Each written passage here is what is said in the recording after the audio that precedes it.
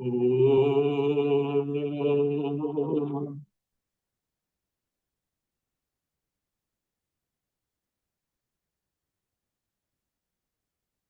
Om. Om.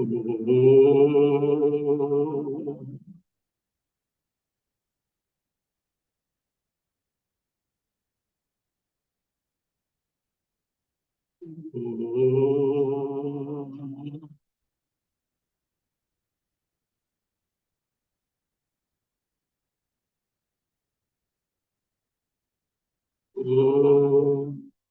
Shuklambaradharam Vishnu Shashivarnam Chaturbhujam Prasannavadanam Dhyaye Sarvavighnopashantaye. Om Sadashivasamarambham Shankaracharya Madhyamam Asmadacharya Paryantam Vande Guru Parampara Shankaram Shankaracharyam Keshavam Badarayanam Sutrabhashakritau Vande Bhagavantau Punah Punaha Ishvaro Gururatmeti Murtibheda Vibhagine Vyomavadvyaptadehaya Dakshinamurtaye Namaha.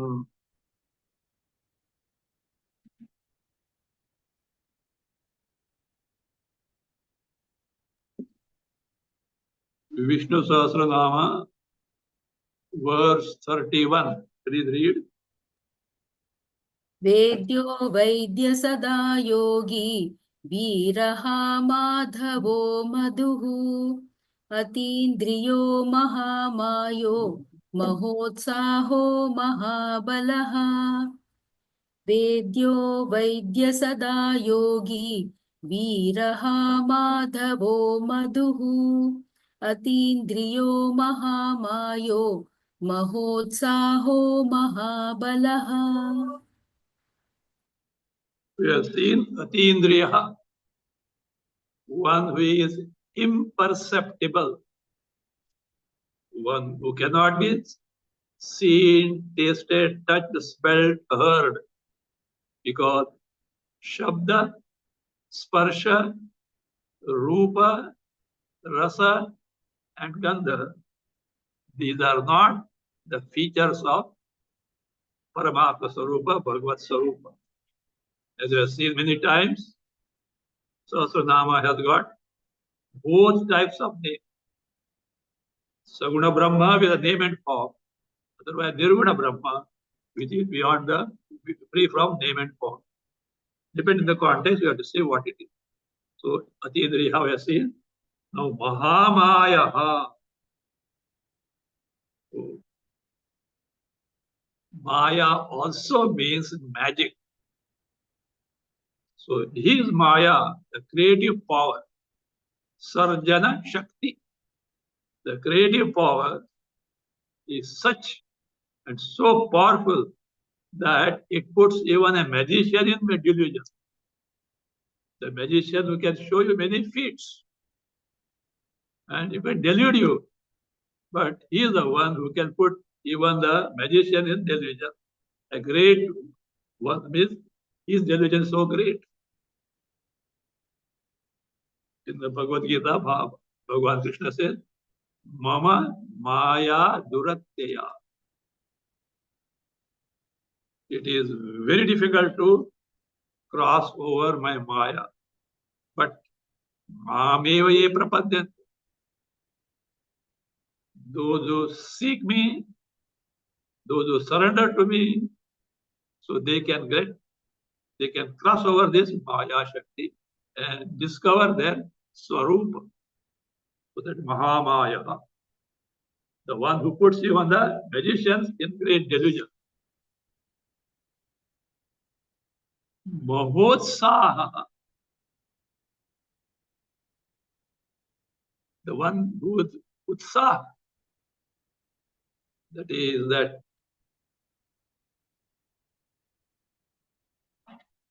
getting engaged zealously in the Utpatti Sthiti Samvara, that is Jagat Utpatti, the creation of Jagat, continuance, sustenance of it, and destruction.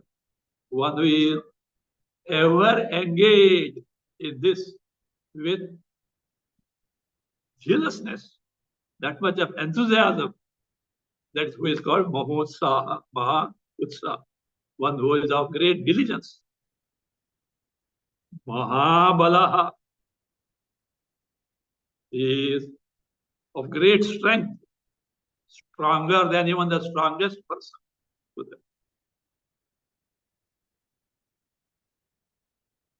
Mahabala also can be taken this way. One whose strength in terms of glories are so great, unsurpassing.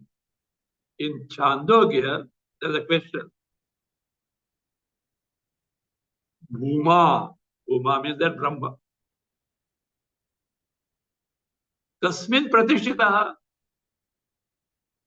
In what does it abide? What is the basis? What is the adhisthana of Bhuma Brahma? Sanat Kumara, Narada asked this question. Sanat Kumara says, Sve Mahimni means Sve Atmiye in one's soul, Mahimni, Mahima, glories.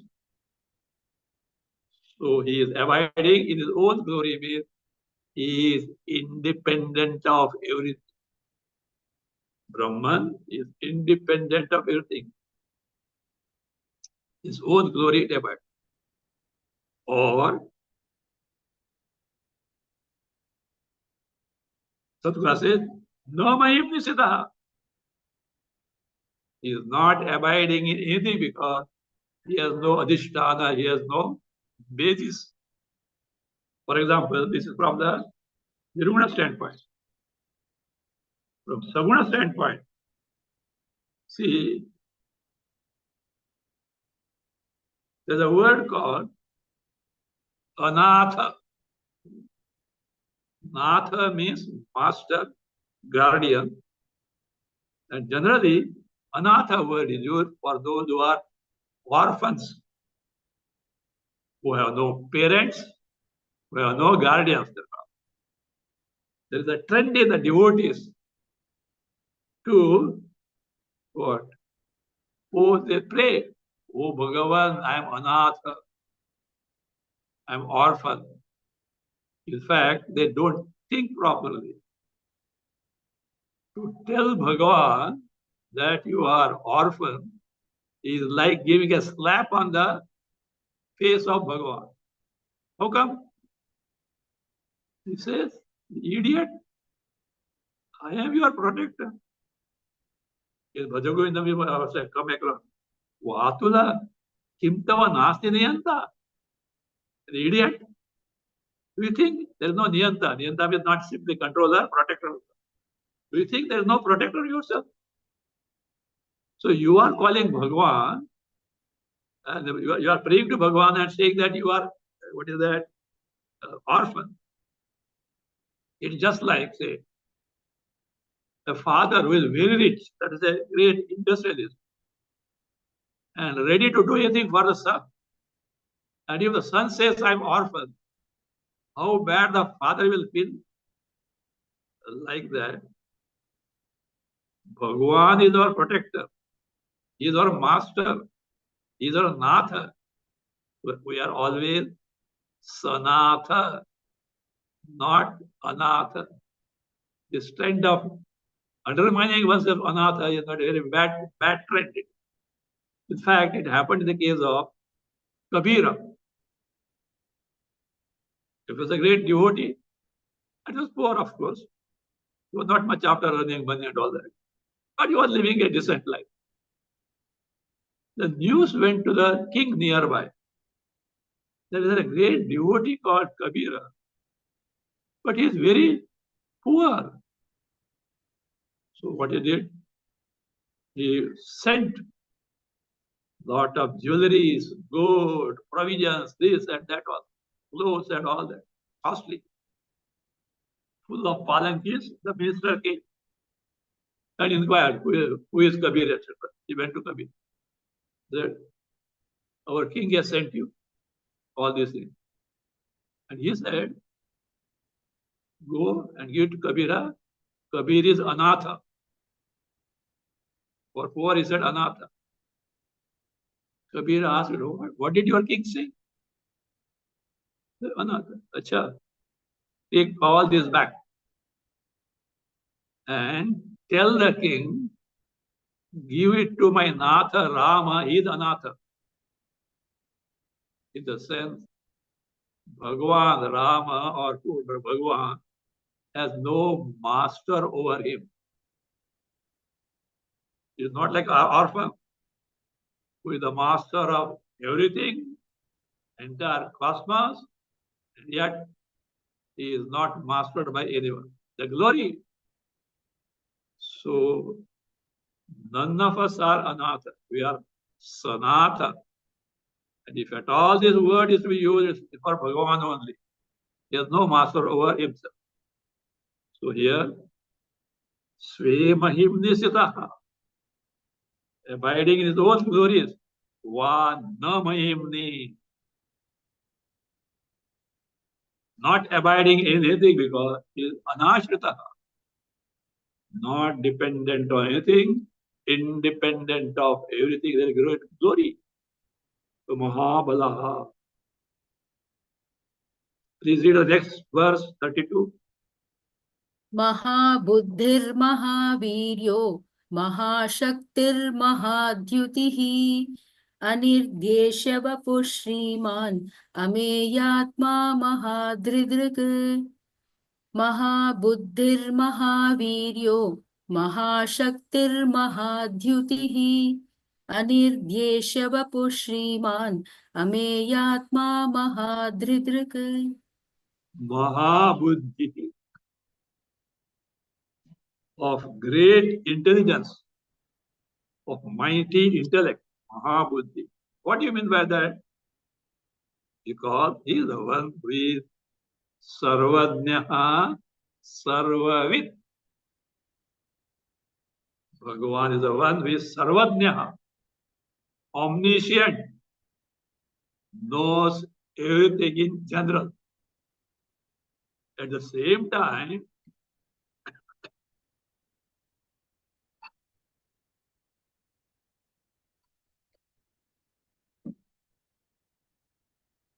Sarvajnaha knows everything in general. At the same time, he is Sarvavit, knows everything in particular. Say, for example, the government knows or is supposed to know what happens in the nook and corner of the country. It has become servant. But the government cannot know what is going on in the mind of each and every person. Not Sarvavit. Bhagavan is what? Sarvajna, Sarvavit. You know why? Anything and everything that you know or you can know, Bhagavan knows first, then you know. Is that principle in our antakarana, which enables all our knowledge and experience possible, because it is the only principle of nepti, knowledge, experience, anubhava. It is self-knowing principle. It is, that is nepti swarupa. It is self-experiencing principle, anubhava swarupa. I am. How do you know it? How do you experience it? For example, now you are listening to me. what I speak, the sound, words that you are hearing, what all instruments of cognition are involved. You should first have the ears. Not sufficient. That ear needs to be backed up by the mind. Suppose you are listening and your mind has gone for a walk on the beach. You will not catch what I'm speaking. It should be backed up by the mind. But that mind is inert in nature. It should have the capacity in terms of sentience, sachetanata, given by what?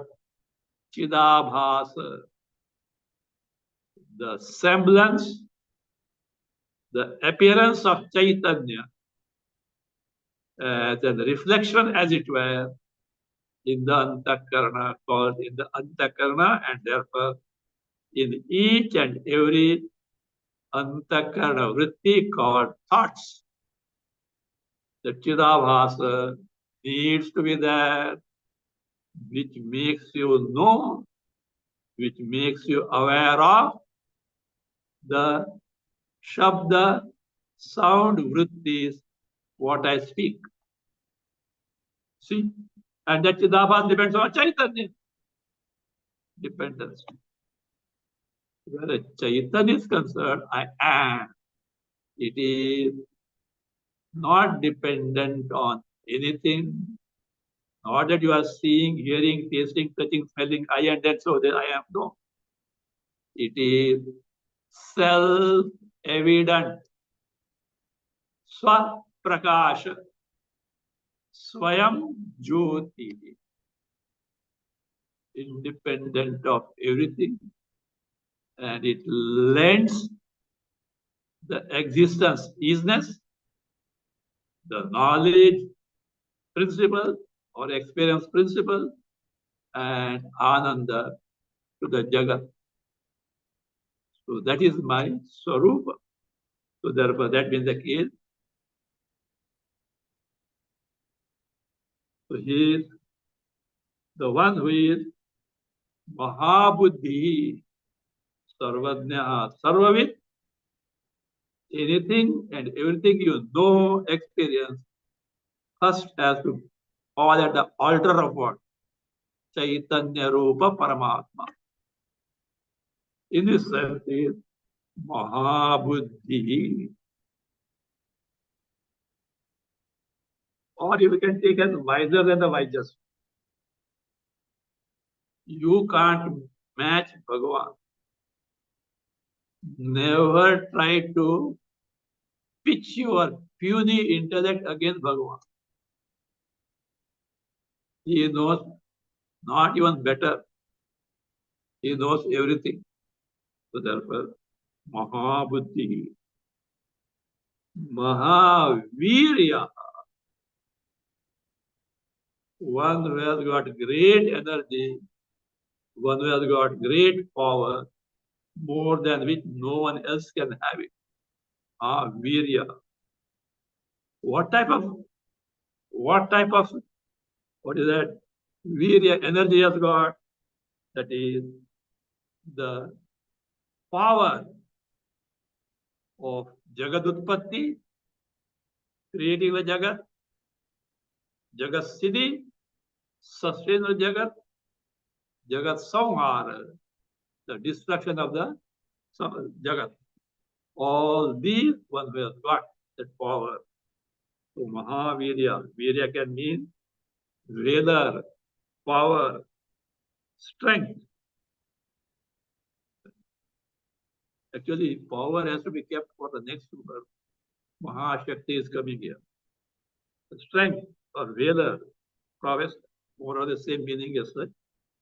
Mahavirya, the one is Mahavirya.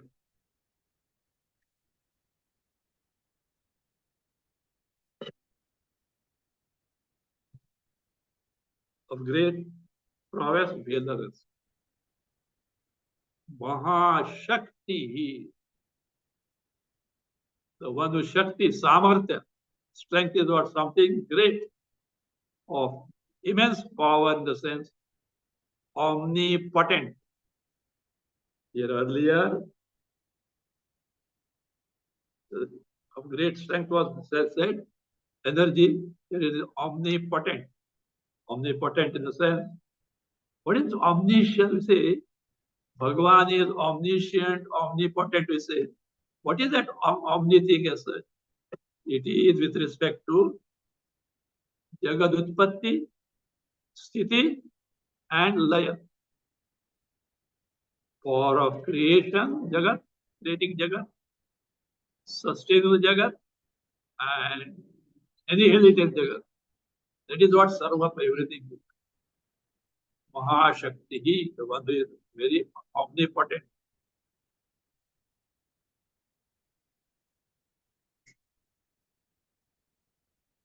Mahadhyuti,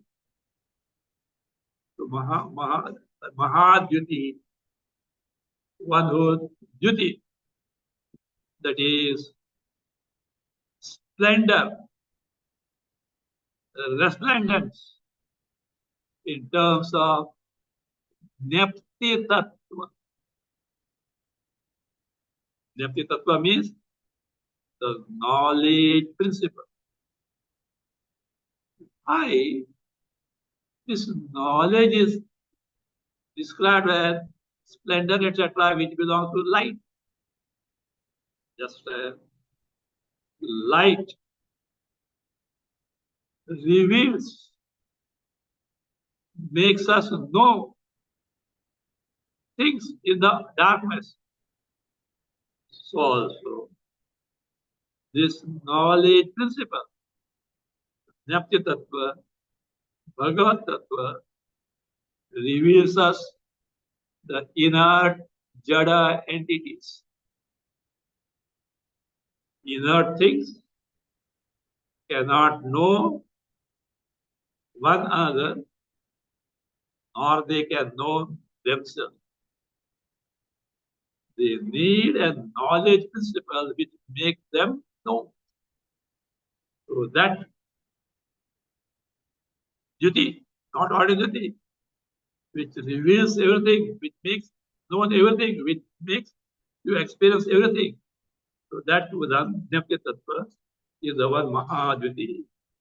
In the Pradhanaka, the word used is Swayam Jyoti, self-evident principle. There was Swayam Jyoti Brahmana, a section called Swayam Jyoti. Yajnavalkya teaches Janaka. Also in Gundaka we find Jyotishamapi Jyoti. Jyoti, light, splendor in terms of knowledge. Jyotishamapi Jyoti is the illuminating principle even among the luminaries like sun, moon, stars, fire, etc. That illumination that we find in sun, moon, etc. is because of the Bhagavat Tattva, Paramatma Tattva, Brahma Tattva. The Mahadhyuti is about the great splendor, resplendence, the Nepti Tattva, knowledge principle.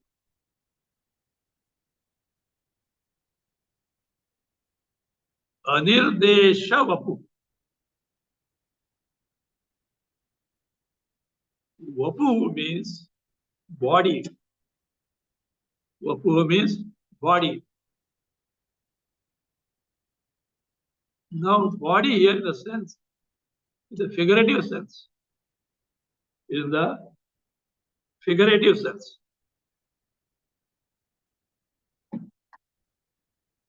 Figurative sense. What is the figurative sense? Nature. The one who, what is it? Vapu means nature is anirdesha. Anirdesha, that is which cannot be indicated as this. Nirdesha means that which can be known as this, or which can be pointed out as this, which can be indicated as this. Now, Bhagavan is Bhagavan Vishnu here in the form of Vishnu. Anirdeshapu means whose Vapu, nature, or form also in the sense of nature, which cannot be pointed out like this. You cannot define it like this. You cannot point out this. You know why? In the very subject principle I, never available as this, distinct from the subject I.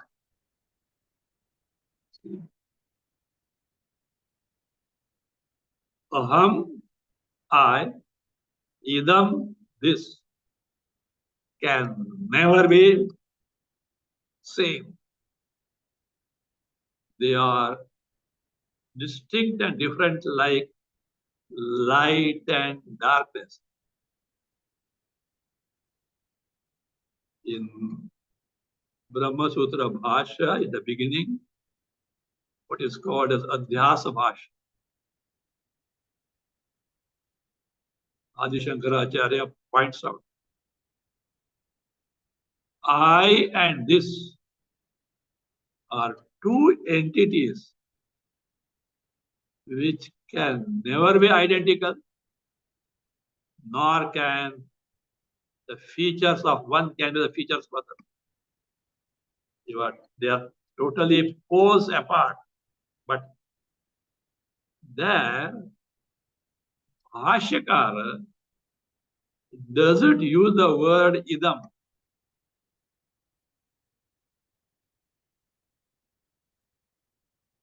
I uses as asmat pratyay. For idam, he uses yushmat pratyay. Literally, it means between I and you. Truly speaking, that you is not that you which we point out. It is this only. But why he doesn't now use the word idam? Because in vyavahara, in practice, at times, the word idam is used for myself. Generally on telephone. This is so and so. What is this? I am so and so. But we use for I this. Such usage is available in vyavahara, in practice. Shankaracharya doesn't want that also. To show the total distinction between I and this, therefore, for this, he use the word you. Asmad yushmat pratyayu. Here, the one who cannot be pointed out as this, because the very subject and this is object, totally poles apart. Therefore, the one whose Vapu, nature, cannot be pointed out this because he is very aparoksha, to be known as I. Better you know the word aparoksha properly. Whatever that is available for perception through indriyas, eyes, ear, nose, tongue, touch, is available as this, and such perception is called indriya pratyaksh, which is perceived through jnanendriya, the sense organs. Suppose there is something which is remote, away. Remoteness can be in terms of space or it can be interval of time. It is paroksha, akshnaha param, beyond the range of sense organs, jnanendriya. But whatever that is paroksha, remote, can be made pratyaksha. You go there, directly perceptible, or you wait for the time, and the time it is available. But which is neither pratyaksha nor paroksha, nor paroksha. At the same time, not paraksha. That is called as aparoksha. And aparoksha can be I only. The entity called I, we may or may not know its true nature. But whatever that we experience as I is certainly not perceptible to the jnanendriya sense organ. In the sense that I, not this either, not the chakshu. Me, I, aham, that I cannot be seen. It cannot be heard. It cannot be tasted. It cannot be touched. It cannot be smelled. And yet you know I am. That's why it is called neither pratyaksha, directly available for perception of jnanendriya, nor remote, which can be afterwards perceptible. No. Really I, God, na paroksha, na pratyaksha. Therefore it is aparoksha. So here, Bhagavad Swarupa is something which is aparoksha, which is really the I. So that one to be known as aparoksha, one aparokshataya, and which cannot be defined.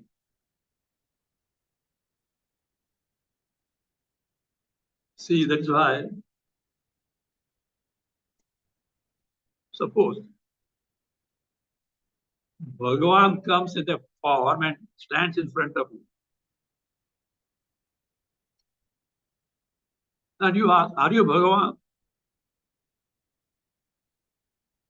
Suppose he says yes. What means have you got to verify? Only matter of Shraddha. But you can't verify. So Bhagavan will not say, I am Bhagavan. Say, my dear, you are Bhagavan. First you know that you are Bhagavan. The moment you know that you are Bhagavan, you know that I am also Bhagavan. Because the I in everyone. Ekatma. Sarvatma.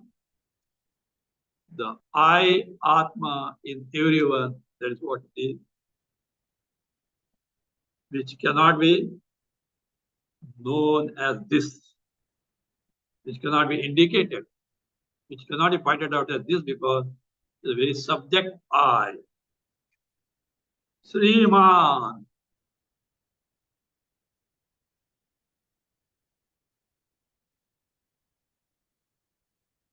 So one who has got the Srihi, here is wealth, riches, prosperity in entirety, not something, few crores, etc., of rupees or what dollars. Entire wealth belongs to who? This Bhagavan. Samagra Shri, all prosperity, wealth belongs to whom? Bhagavan. That's why you should not run after Shri.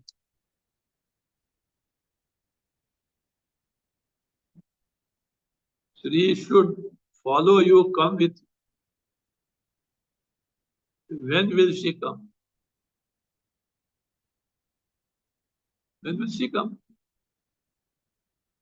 When you catch hold of Narayana. When you catch hold of Vishnu and don't leave him, Lakshmi has to come. You know that story? I don't know. I told in many classes. You know, Narada, Narayana. And as usual, once he visited Vaikuntha, Narayana. And you know, there's a conversation between Vishnu and Narada. Hey, Narada, where were you now? So, how is everything? Bhagavan, with your grace, everything is not going on very well. Lakshmi was there. Narada, everything is going on well because of Vishnu, not because of me also. Is it well? It is. No, Narada is there, fixed now. He said, Amma, that you among you decide. I don't know. I don't know. I am also responsible for the welfare of the world. So you don't consider me. Narada shrugged his shoulders. Well, I will demonstrate. And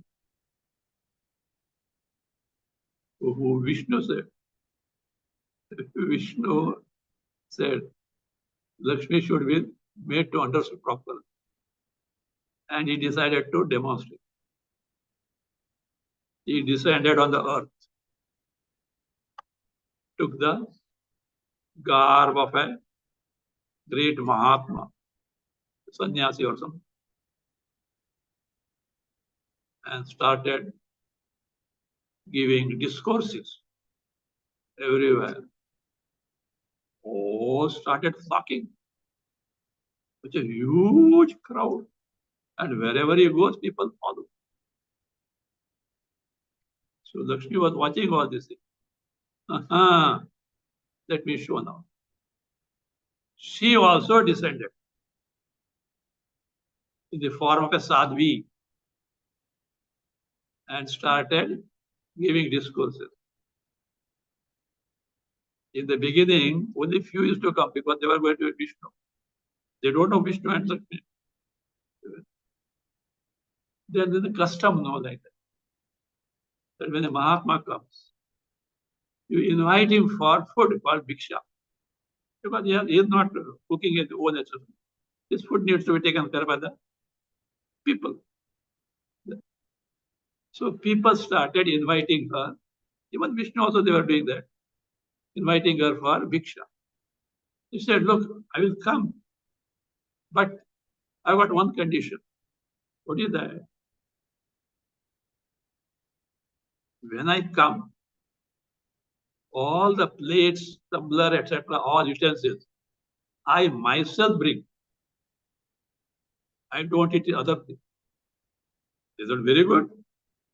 When the VIP is coming, you have to also you scratch your head. Which plate you are serving it, like what, silver, etc.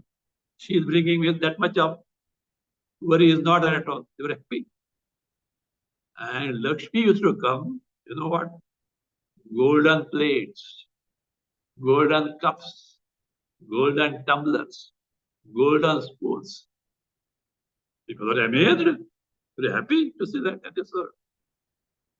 And afterwards, after the bhiksha is over, she says, my custom is not to take this back. All the plates, etc., I leave it here. They're still more happy. So much of gold they are getting. And what? Big queue for invitation for the bhiksha. People had a call. And news got spread. Slowly people started deserting Vishnu and ran after the Lakshmi and inviting her for bhiksha. Because you get so much of gold.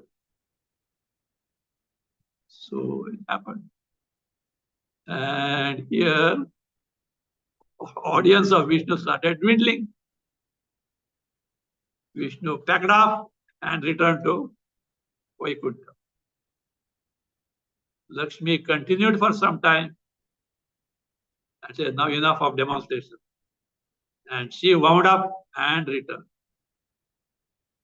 Narada was ready there. Lakshmi asked Narada, who is superior? Me or Vishnu? Then Narada thought, I should teach Amma a lesson. Yeah, Amma, if you are superior, why are you pressing the feet of Narayan? Why are you pressing the feet of Narayana? Who is superior? If you are superior, he should press your feet. Lakshmi understood. What is that? I depend on Narayana. I am not independent. Lakshmi understood, but these idiotic humans have not understood. They discard Vishnu Narayana, run after Lakshmi, and meet the fate of Ravana. Who was Sita Ma? Sita was Badar Lakshmi with Rama Vishnu. He discarded Rama and ran after Lakshmi and met with the destruction of not only himself, but entire clan. So you hold firmly Narayana. You need not invite Lakshmi. Automatically she will follow. And if you run after Lakshmi to the exclusion of Narayana without the Bhagavad Tattva,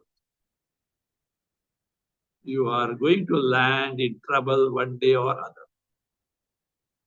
So aim must be Narayana, not Lakshmi, which comes.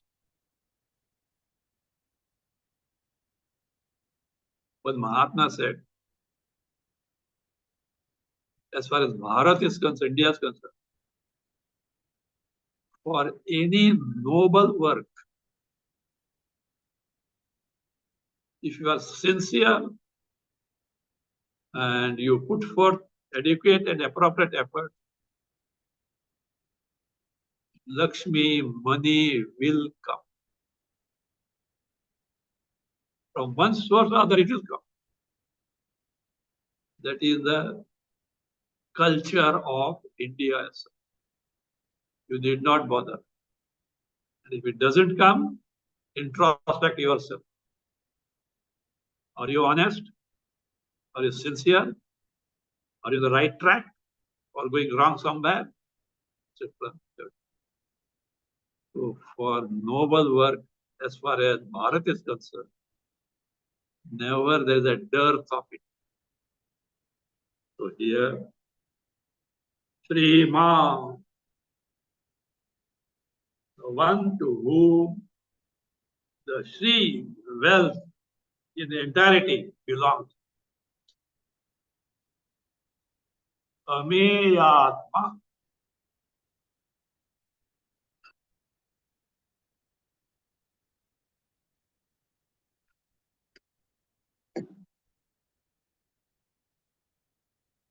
Meya means that which can be measured.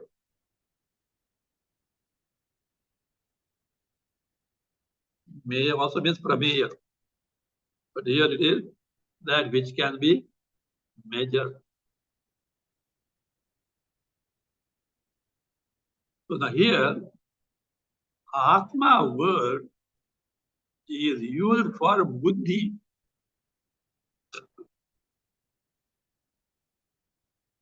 Basically, Atma means I, oneself. And primarily it is the Chaitanya Swarupa Atma,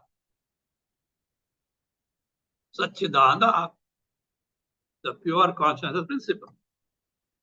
But due to our ignorance, we consider the physical body as I. We consider the pranas as I. We consider as mind as I. We consider as buddhi as I. We consider ignorance as I. So, the Itri Upanishad has taken into consideration this our erroneous notion of taking the physical body called as Annamaya Kosha, vital airs called Pranamaya Kosha, Manomaya Kosha, Vijnanamaya Kosha, Andamaya Kosha, 5C. So the I notion is first taken at the level of the physical body, Annamaya Kosha. Then it is shifted to Pranamaya, discarding this for the reasons are there. Then it is shifted to Manomaya, Vijnanamaya. Andamaya is ignorance. The very basis of Andamaya is what? Actual Brahman, Chaitanya, Atma. But here, Buddhi, Vijnanamaya Kosha is taken as the I, Atma. And it is said to be Ameya, Na Meya, means which cannot be measured. The Buddhi stands for what? Knowledge. So therefore, Ameya Atma means one who is omniscient. The one whose knowledge is limitless means one who knows everything. So therefore, one who is omniscient. So Ameya Atma.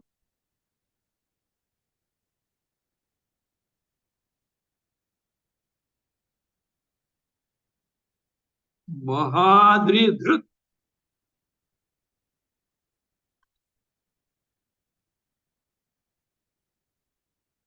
Mahadri Dhrut. Adri means mountain. Mahan, Adri means big mountain. Dhrut. Dhrutavan iti Dhrut. It can be either one who is supported or who uplifted. It is applicable to Vishnu from two standpoints. During the Kshira Sagara Mantana, the Devatas wanted the Amrita, for which they had to churn the milky ocean. But it is a very strenuous and difficult task. Themselves were not totally capable, so they take the help of demons also. To the story of Kshira Mantana, what was the churning rod? Meru. But it has to be in the ocean, it should not sink. So Bhagavan Vishnu as a Kurma avatar, tortoise, he allowed that to rest on his back and support it. So therefore, the one who as a Kurma avatar in Kurma, tortoise, supported the Mahameru, big mountain, is what is Vishnu one. Or in Krishna avatar, you know the story of Govardhana Parvata. Govardhana Parvata. Indra was annoyed at Krishna. He didn't know who Krishna is. Because this Gopas had the custom of worshipping Indra every year. Krishna said, why you want to worship Indra? This Govardhana is such that it provides grass, etc., and all this for our Arvidal. We should worship that. So instead of Indra, they started worshipping Govardhana Parvat. Indra got annoyed and he started the downpour of rains. Gokula is getting flooded. So Krishna lifted the mountain, the tip of his little finger, just to show the omnipotence. And he protected them. So that was one who supported the Govardhana, or not supported, lifted the Govardhana. So the Lord is what? Mahadri Dhrit. This Govardhana has got a story behind that. What is it? During Rama Avatar, Setu, bridge was to be constructed across the Rameshwaram to Lanka. And for which they used to use big mountains as stones and throwing in the ocean. And all monkeys were in line up to north of India. And you were one to other at it. And when it came to the turn of Govardhana, at that time it was not Govardhana, but a mountain. They said, stop, because no more required. It said, Govardhana, the deity of that, felt very bad and started weeping that I could not be of any use in the Ramakarya. The news went to Rama. So this is the plight of one mountain that was to be taken. They tell that I will make use of it in my Krishna avatar. That is what Govardhana was lifted by Krishna. So Govardhana. Mahadri Dhrit. Continue. महेश्वासो महीभर्ता श्रीनिवासः सतां गतिः अनिरुद्धः सुरानन्दो गोविन्दो गोविदां पतिः महेश्वासो महीभर्ता श्रीनिवासः सतां गतिः अनिरुद्धः सुरानन्दो गोविन्दो गोविदां पतिः Maheshwasa. Ishwasa means dhanu, bow, by which you throw the issue. Shoot the issue means arrow. The device by which you shoot the arrow, the dhanush bow is called as what? Ishwasa. Now Maheshwasa. One is Ishwasa, bow is big, great Maheshwasa, like Rama. See, bigger the bow,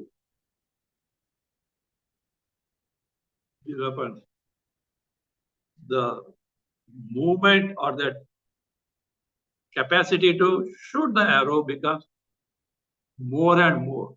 But at the same time, one should have that strength to strike the cord.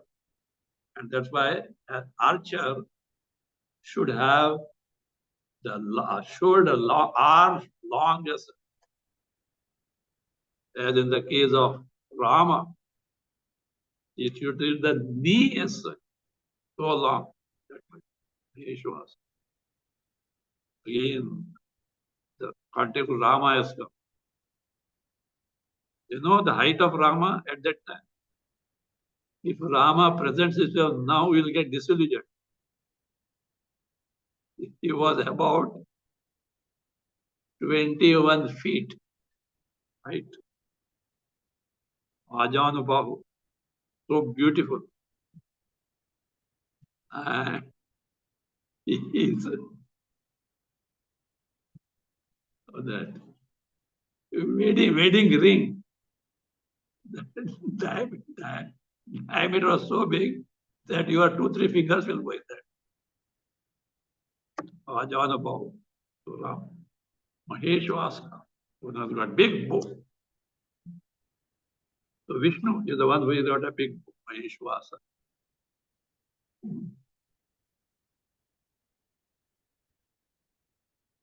Mahi Bharta, one who protected the Mother Earth. Some demons, they submerged in the ocean. The Varaha bore, he uplifted it and brought up. So therefore, the upholder of earth, the one who is the rescuer of earth, Mother Earth. Srinivasa, Nivasa, abode of Sri. Wherever Narayana is there, Sri has to be there.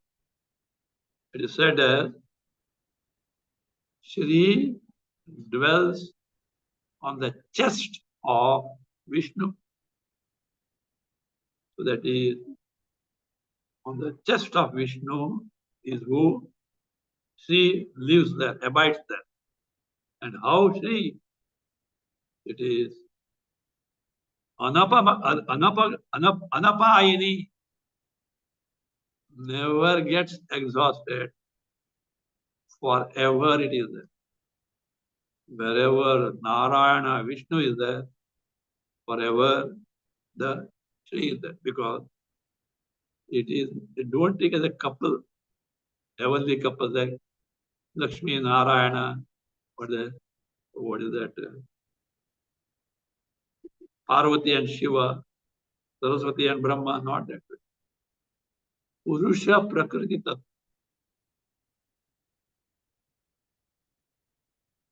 Narayana represents the Purusha aspect, the Chaitanya aspect, the Brahma aspect, whereas Sri Lakshmi represents the Prakriti aspect, the Maya aspect.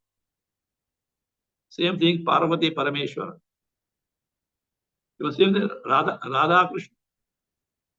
This Radha is Prakriti aspect.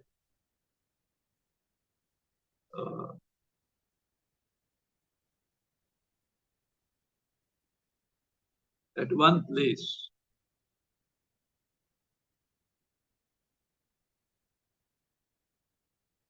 Vishnu says is that he produced Radha, means exhibited Radha, displayed Radha. And he said, she is my Sevika. At the same time, he said, she is my Swamini also. Means she serves me at the same time in the place of my master. How come? Because all that I do is because of that power, Shakti, which is Radha. That is how it is. We'll tell you the context next time. So the how Radha can picture, and also I had taught when I taught Chatushloki Bhagavata, the Radha principle, because the entire Bhagavata, the Radha word is not appearing at all. Though at places, indirectly Radha is indicated there, but not, word is not there. The question comes, who is this Radha? Radha Krishna. So that once Vishnu demonstrated, we'll see that.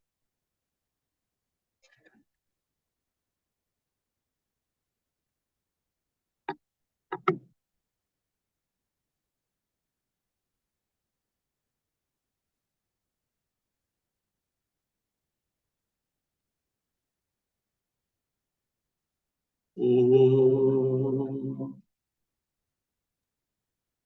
स्वस्ति प्रजाभ्यः परिपालयन्तां न्यायेन मार्गेण महीमहीषाः गोब्राह्मणेभ्यः शुभमस्तु नित्यं लोकाः समस्ताः सुखिनो भवन्तु काले वर्षतु पर्जन्यः पृथिवी सस्यशालिनी देशोऽयं क्षोभरहितः ब्राह्मणाः सन्तु निर्भयाः ॐ सर्वे भवन्तु सुखिनः सर्वे सन्तु निरामयाः सर्वे भद्राणि पश्यन्तु मा कश्चित् दुःखभाग् भवेत् असतो मा सद्गमय तमसो मा ज्योतिर्गमय मृत्योर्मा अमृतं गमय ॐ पूर्णमदः पूर्णमिदं पूर्णात् पूर्णमुदच्यते पूर्णस्य पूर्णमादाय पूर्णमेवावशिष्यते ॐ शान्ति शान्ति शान्तिः हरिः ॐ श्रीगुरुभ्यो नमः हरिः ॐ